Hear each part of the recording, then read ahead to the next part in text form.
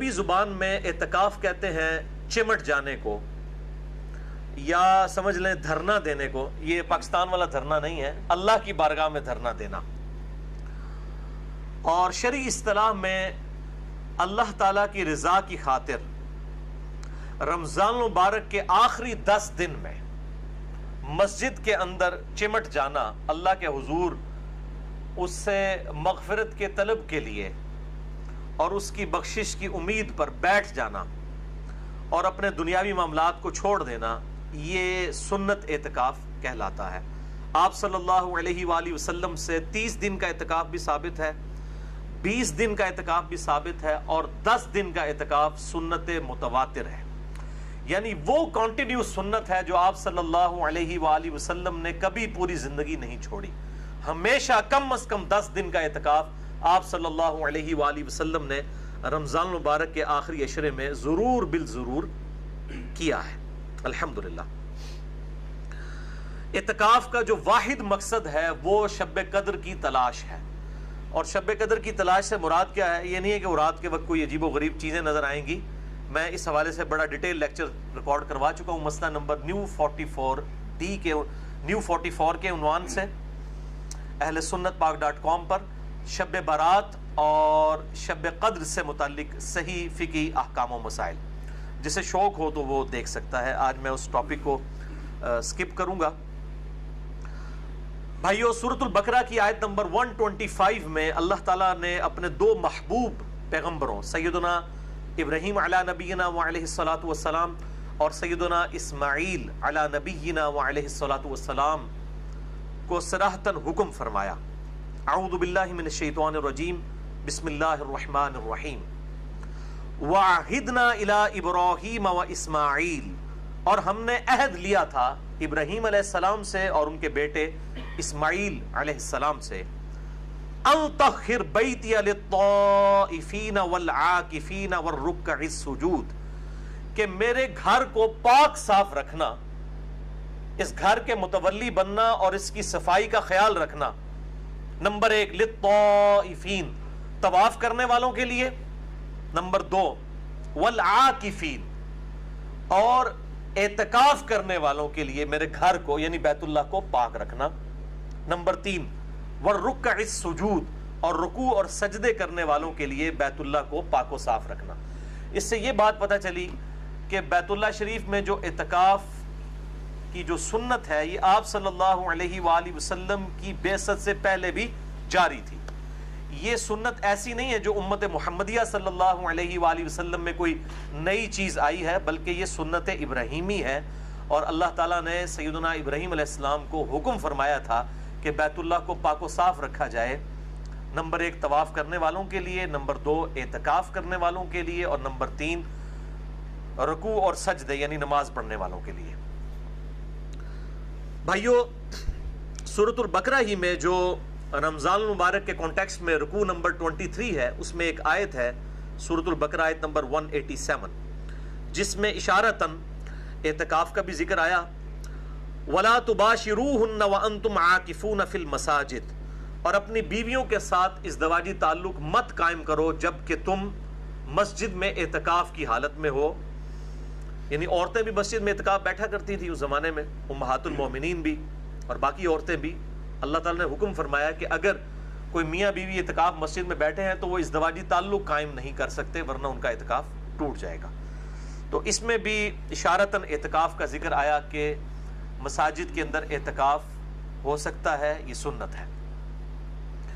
جہاں تک اعتکاف کی فضیلت ہے تو اس حوالے سے صوفیاء کی کتابوں میں آپ کو بہت ساری روایتیں مل جائیں گی، کیمیاء سعادت کے اندر، تذکرۃ الواعظین کے اندر اور کتابوں کے اندر. لیکن ان میں سے کوئی بھی اصول محدثین پر مضبوط روایت نہیں ہے. اسی لیے کیٹاگوریکل ڈیسیژن ہے محدثین کا رحمہم اللہ اجمعین کہ اعتکاف کی فضیلت کے اوپر، کوئی پرٹیکولر فضیلت کے اوپر کوئی بھی صحیح حدیث روئے عرض پہ موجود نہیں ہے. بہرحال میرے نزدیک یہی فضیلت کافی ہے کہ اللہ تعالیٰ نے اسے انڈورس کیا ہے اور اپنے انبیاء کرام علیہ السلام کو حکم دیا ہے کہ میرے جو بندے اعتکاف کے لیے مسجد میں آتے ہیں ان کے لیے مسجد کو صاف رکھو. اور اس حوالے سے احکامات بھی احادیث کے اندر آئے ہیں، تو یہ خود بہت بڑی فضیلت ہے. کہ انسان دنیاوی معاملات کو چھوڑ کر پورے پیشن کے ساتھ، پوری ڈیڈیکیشن کے ساتھ اللہ تعالیٰ کی بارگاہ میں حاضر ہو جائے۔ اللہ تعالیٰ ہم سب کو توفیق عطا فرمائے، آمین۔ اس حوالے سے ایک بڑی مشہور روایت پیش کی جاتی ہے جو اہل سنت کی مین سٹریم کی 3 کتابوں کے اندر موجود ہے۔ نمبر 1 المعجم الاوسط امام طبرانی کی کتاب میں، نمبر 2 شعب الایمان امام بیہقی کی کتاب میں، اور نمبر 3 المستدرک للحاکم میں۔ ان تینوں کے اندر یہ روایت موجود ہے، لیکن یہ روایت مردود ہے۔ بڑی مشہور روایت ہے کہ سیدنا ابن عباس رضی اللہ تعالیٰ عنہ کے بارے میں آتا ہے کہ وہ مسجد میں اعتکاف بیٹھے ہوئے تھے، تو کوئی شخص جو ہے وہ ان کے پاس آیا اور اس نے کہا کہ میں فلاں شخص کا جو مقروض ہوں اور میں نے اس کا قرضہ دینا ہے اور مجھے وہ ڈھیل نہیں دے رہا، آپ میری سفارش کریں۔ تو ابن عباس جو ہے وہ مسجد سے اعتکاف توڑ کے باہر نکل گئے اور جا کے اس کی سفارش کی، اور جب اس شخص کے پاس گئے سفارش کے لیے، اس کو پتہ چلا کہ ابن عباس آئے ہیں، تو اس نے جو ہے وہ قرضہ ہی معاف کر دیا، یعنی ان کے پروٹوکول کے اندر۔ تو دوسرے ساتھی نے کہا کہ اے ابن عباس، آپ تو اعتکاف بیٹھے ہوئے تھے، آپ نے اعتکاف کیوں توڑ دیا؟ تو ابن عباس نے فرمایا کہ میں نے اعتکاف اس لیے توڑا کہ کسی مسلمان بھائی کے لیے اس کی مصیبت اور پریشانی کے لیے دوڑ دھوپ کرنا یہ اللہ تعالیٰ کے حضور 20 سال کے اعتکاف سے بہتر ہے۔ اور پھر ساتھ ہی ارشاد فرمایا ابن عباس نے کہ جو شخص ایک دن کا اعتکاف کرے اللہ کے حضور، تو میں نے نبی صلی اللہ علیہ وآلہ وسلم سے یہ بات سنی کہ اللہ تعالیٰ اس کے چہرے اور دوزخ کے درمیان 3 بڑی بڑی خندقیں حائل کر دیتا ہے، جن کی چوڑائی جو ہے زمین و آسمان کے فاصلے کے برابر ہے۔ یہ وہ روایت ہے جو بڑی مشہور ہے، لیکن یہ بالکل جعلی بلکہ جھوٹی روایت ہے، کیونکہ اس کے دونوں جو طرق ہیں، دونوں میں ایک جھوٹے راوی، متروک راوی موجود ہیں۔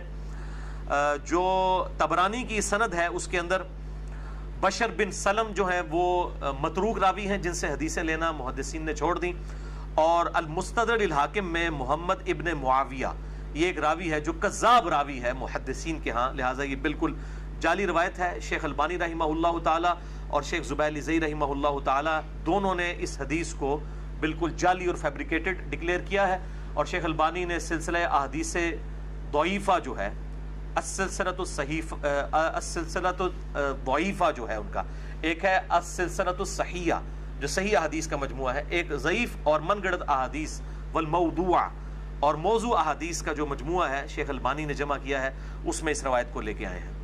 رمضان المبارک کے آخری عشرے کا اعتکاف نبی پاک صلی اللہ تعالیٰ علیہ وسلم کے مقدس طریقوں میں سے ایک بڑا خوبصورت طریقہ ہے۔ قرآن مجید نے ارشاد فرمایا، میرے گھر کو خوب صاف ستھرا کرو، طواف کرنے والوں کے لیے اور اعتکاف کرنے والوں کے لیے اور رکوع اور سجود کرنے والوں کے لیے۔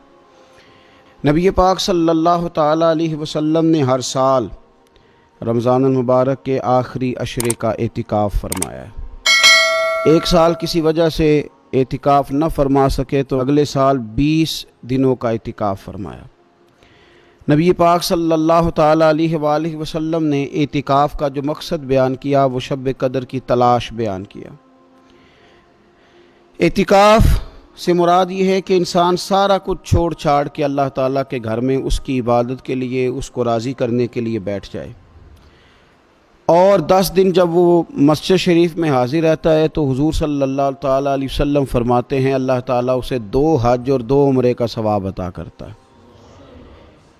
اعتکاف کے اندر کچھ باتیں بڑی ضروری ہوتی ہیں، جیسا کہ انسان کو بلا ضرورت طبی مسجد سے باہر نہیں آنا، اس کو کوئی فضول بات نہیں کرنی، اس کو کوئی ایسا کام نہیں کرنا کہ جو شریعت اسلامیہ جس سے منع کرتی ہو۔ اس کے ساتھ ساتھ کچھ اعتکاف کے آداب بھی ہیں کہ اس نے 10 دن مسجد کے اندر رہنا ہے تو آخر اس نے کرنا کیا ہے۔ ہمارے ہاں لوگ مسائل پوچھ لیتے ہیں اور مسائل پوچھنے کے بعد پھر ان کی گنجائش سے بہت زیادہ فائدہ اٹھاتے ہیں۔ اس میں کوئی شک نہیں ہے کہ باہر سے آنے جانے والے آدمی کے ساتھ آپ گفتگو کر سکتے ہیں، ضرورت کے تحت آپ ٹیلی فون پر بھی بات کر سکتے ہیں، لیکن اس کو اگر آپ نے یہی کام کرنا تھا اور بہت زیادہ وقت اسی پر ضائع کرنا تھا تو پھر تو آپ پہلے سے باہر موجود تھے۔ اعتکاف میں آنے کا مقصود تو اللہ کی عبادت ہے، اعتکاف میں جب آپ آ گئے تو اس کا مقصد ہے کہ آپ کچھ دنوں کے لیے لوگوں سے کٹ کے اللہ کی بارگاہ میں حاضر ہو گئے، آپ نے اپنے رب کو راضی کرنے کا ارادہ کر لیا۔ تو اعتکاف میں ایک تو شوق سے آئیں۔ ہمارے علماء نے لکھا ہے کہ زندگی میں ایک بار تو اعتکاف کاری لینا چاہیے، اس پر توجہ ہو ہی جانی چاہیے۔ وقت ملنا تو زندگی میں پراپر طریقے سے تو بڑا مشکل ہوتا ہے، لیکن وقت نکال کے اعتکاف میں ایک دفعہ تو زندگی میں آ ہی جانا چاہیے، اور کسی کو ہر سال موقع مل جائے تو پھر تو کیا ہی بات۔ تو اعتکاف کے اندر جو کام ہم نے کرنے ان میں سب سے زیادہ اور سب سے پیارا کام یہ ہے کہ کثرت کے ساتھ قرآن پاک کی تلاوت کریں۔ نبی پاک صلی اللہ تعالیٰ علیہ وآلہ وسلم رمضان المبارک میں قرآن پاک کا دور فرماتے تھے حضرت جبریل امین علیہ السلام کے ساتھ، اور جس سال حضور کا وصال ظاہری ہوا اس سال حضور فرماتے ہیں 2 مرتبہ قرآن پاک کا دور کیا۔ 2 دفعہ حضور نے حضرت جبریل امین کو قرآن شریف سنایا، اور 2 دفعہ انہوں نے نبی پاک صلی اللہ علیہ وسلم کو سنایا۔ تو بہت کثرت کے ساتھ قرآن پاک کی تلاوت کی جائے۔ ایک پہلو اور بھی ہے اس کا، اس پر بھی آپ توجہ کریں گے۔ قرآن مجید کو پڑھنا بھی ضروری ہوتا ہے، اور صحیح پڑھنا سب سے زیادہ ضروری ہوتا ہے۔ تو اگر آپ کسی ایسی مسجد میں تشریف فرما ہیں جہاں آپ کے لیے بندوبست کیا گیا ہے، تو کوشش کریں کہ وہاں قاری صاحب سے، عالم صاحب سے، امام صاحب سے آپ قرآن مجید کو سیکھیں۔ اور کوئی زیادہ مشکل نہیں ہے، پورے 10 دن آپ موجود ہیں، اور اگر آپ 10 دن پوری توجہ کے ساتھ قرآن مجید کے مخارج پہ لگائیں گے تو امید ہے کہ بہت حد تک آپ کو قرآن مجید سمجھنے میں، پڑھنے میں آسانی ہونے لگے گی۔ دوسرا، اعتکاف میں جب آپ موجود ہیں تو آپ کو کوشش کرنی ہے کہ آپ محاسبہ نفس پر توجہ دیں۔ آپ اپنے اوپر غور کریں، زندگی میں کون سی ایسی غلطیاں ہیں جو جان نہیں چھوڑ رہی، ان کی کس طرح کر کے اصلاح کی جا سکتی ہے۔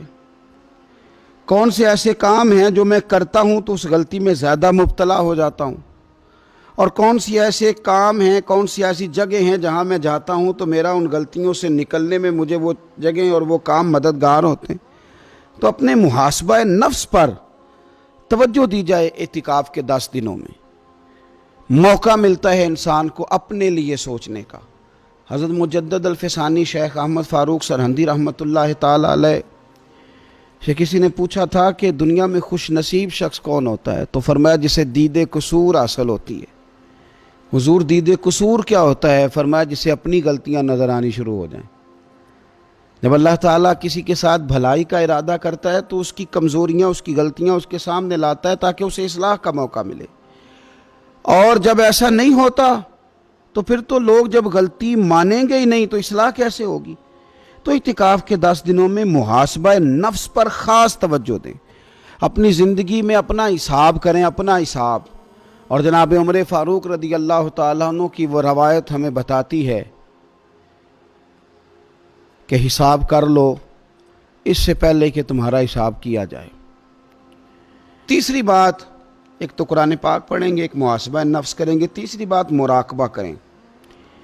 کچھ دیر کے لیے بیٹھیں، یہ غور کریں کہ رب تعالیٰ نے ہمیں نعمتیں کتنی عطا فرمائی ہیں، پھر یہ غور کریں کہ ان نعمتوں کے بارے میں، ان نعمتوں کے ساتھ ہماری عبادت کتنی ہے، ہمارا شکر کتنا ہے۔ زندگی اپنی کا حساب لگائیں، غور کریں کہ کتنا کچھ ہے جو ہمیں محنت سے ملا ہے اور کتنا ہے جو بغیر محنت کے ملا ہے، اور کون سی ایسی نعمتیں ہیں جن کا ہم نے شکریہ ادا کیا، اور کون سی ایسی ہیں جن پر ہم نے کبھی توجہ ہی نہیں کی کہ یار یہ تو بہت بڑی نعمت ہے جو اللہ نے ہمیں عطا کی ہوئی۔ اپنی گردن کو جھکا کے تھوڑا غور و فکر کریں۔ تفکر کا درس دیا ہے قرآن پاک نے، بار بار کہا ہے تفکر کرو، غور کرو، تدبر کرو، تو یہ ہمیں موقع میسر آتا ہے۔ چوتھی بات، اعتکاف کے دنوں میں اپنے رب کریم کے ساتھ اپنی توجہ کو لگائیں۔ قرآن حکیم نے جو کہا نا کہ رب کی عبادت اس طرح کرو کہ تمہیں نا یقین حاصل ہو جائے، کھل کر اس کی بارگاہ میں سجدے کریں، دعائیں مانگیں۔ ہمارے صوفیہ فرماتے ہیں کہ ایک وقت آتا ہے کہ انسان کو خود اطمینان قلبی نصیب ہو جاتا ہے، اسے محسوس ہوتا ہے کہ واقعی میرا رب مجھ سے راضی ہے، اسے محسوس ہونے لگتا ہے کہ میں اپنے مالک کے قریب چلا گیا ہوں۔ وہ اس کثرت سے نفل پڑھتا ہے، اس ذوق کے ساتھ وہ اس کی بارگاہ میں دعائیں کرتا ہے، اس شوق کے ساتھ وہ تلاوت کرتا ہے، خود محسوس کرنے لگتا ہے کہ اب میرا دل لگنے لگ گیا ہے، اب میں دعا مانگتا ہوں تو مجھے لگتا ہے کہ قبولیت میری دعاؤں کے قریب آنے لگی ہے۔ اللہ نے ہمیں یہ موقع دیا ہے کہ ہم خوب اس پر توجہ کریں۔ پانچویں بات اعتکاف والوں کی خدمت میں یہ عرض کرنی ہے کہ پورے 10 دن ہمارے پاس موجود ہوں گے اور ہم نے مسجد میں ہونا ہے، تو کیوں نہ ایسا کریں کہ از اول تا آخر، صبح سے شام تک ہم ہر وہی کام اسی طریقے سے کرنے کی کوشش کریں جو طریقہ ہمیں رسول پاک نے عطا فرمایا۔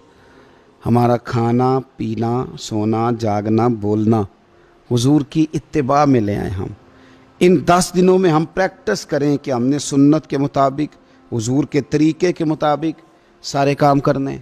آپ اگر یہ ارادہ کریں گے تو پتہ ہے مدینے والے محبوب علیہ السلام نے فرمایا جس نے میری ایک سنت کو زندہ کیا گئے گزرے دور میں رب اسے 100 شہیدوں کا ثواب عطا فرمائے۔ تو اتنا اعزاز ہے۔ تو ان 10 دنوں میں ہونا بھی مسجد میں ہے، ہونا بھی باوضو ہے، تو کیوں نہ سارے کام سیکھا جائے، پڑھا جائے اس سے پہلے کہ کھانا کس طرح کھانا سنت ہے اور کس طرح بیٹھ کے کھانا سنت ہے، اور پھر کس طرح کر کے گفتگو کرنا حضور علیہ السلام کا مقدس طریقہ تھا، وہ کس طرح سے پھول جھڑتے تھے جن سے لوگ فیض حاصل کرتے تھے۔ تو اعتکاف میں اپنی مصروفیات کو ان 5 کاموں میں لگائیں۔ ایک تو تلاوت قرآن حکیم کریں، دوسرا محاسبہ نفس، تیسرا مراقبہ کریں، تدبر کریں، غور کریں اپنے اوپر بھی اور اللہ تبارک و تعالیٰ کی نشانیوں پر بھی، اور چوتھا یہ کہ کوشش فرمائیں کہ ہم اپنی عبادت کو، اپنی دعا کو، اپنے استغفار کو اس طرح کا بنائیں کہ ہمیں محسوس ہو کہ قرب الہی کے جانب ہمارا سفر ہے۔ اور پانچواں، ان 10 دنوں میں سنت اور شریعت کی وہ ساری چیزیں جس کا دین ہم سے مطالبہ کرتا ہے، اب تو ہم بالکل دنیا سے ایک سائڈ پہ ہو کے بیٹھیں، اب تو اس طرف توجہ کریں۔ اللہ تعالیٰ